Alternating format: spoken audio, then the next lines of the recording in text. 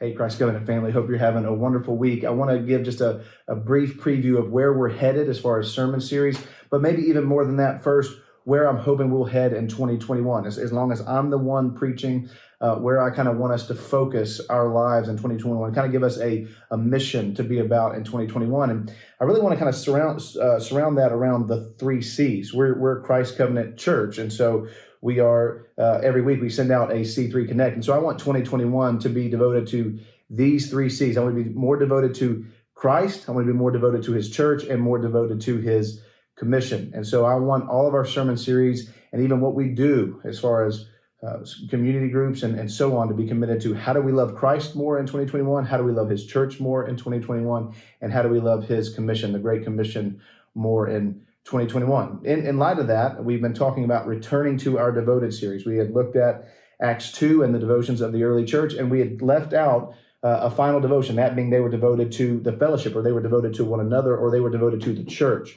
And so now we're going to enter a 6-week series looking at being devoted to the church as we think about how we can love his church more in 2021. We're going to begin this week considering the question, what is the church? We're going to look at 1 Timothy 3, 14 through 16. We see this amazing truth in chapter 3 of Paul's first letter to Timothy, and it's this: as the church, we are God's family. Now, this truth means we have this wonderful new identity of who we are, but it also means because of that, we have a staggering mission, what we are to do. And really, this entire 6-week series of being devoted to the church is going to consider these topics.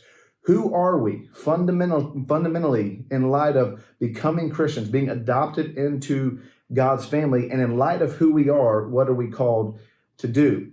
Now, we're going to draw out some important implications based on who we are for how we should view the church, how we should relate to the church based upon these 3 verses in 1 Timothy, but also then some implications on what we should be about based on the fact that we are God's family, who we are in light of what God has done for us. And so this week, 1 Timothy 3, 14 through 16, give some attention to that, read through it, ask what the Lord is going to teach you through these verses and in the coming weeks as well. Then the next week, January 17th, we're going to consider the question, why the church? And I'll also give an overview of polity there, but we're going to give our attention to Ephesians 3, 7 through 13 and why the church is important. And then also why the church is to order itself in the way the New Testament prescribes. And this has everything to do with what Paul is saying in Ephesians 3 about the importance of the local church and why the church exists. And so we're going to consider those questions in week 2 of the series. Then the third week, we're going to consider the question, what does the church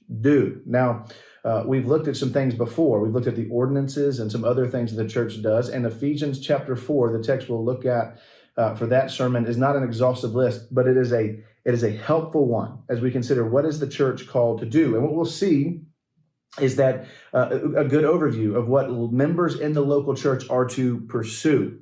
And that is, we're to pursue unity, we're to pursue using our gifts, and we're to do both of those things in order that we can pursue maturity in faith among God's people, not just in ourselves, but using our gifts for the good of those around us. So in 2021, that's what I want to consider.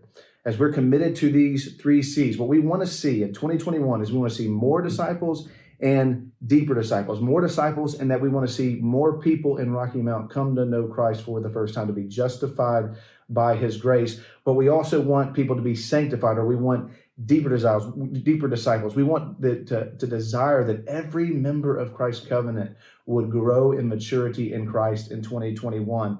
And we're going to look at that in Ephesians 4, 1 through 16.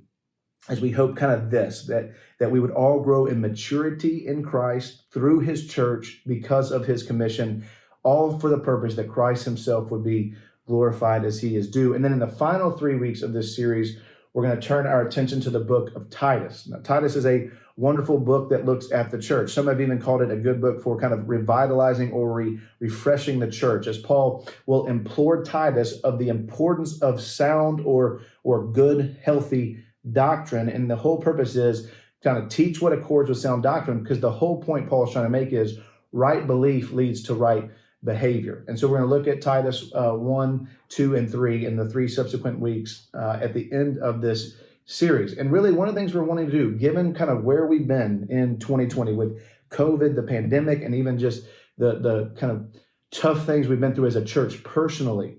We want to look at kind of regathering and kind of resetting and kind of relaunching who we are as a church. That will culminate on February 7th as we will re-sign the covenant together. And so be looking through these texts, be praying through them, be considering how is the Lord going to help you in 2021 love Christ more, love his church more, love his commission more. And I look forward to seeing you Sunday as we begin to work through this series.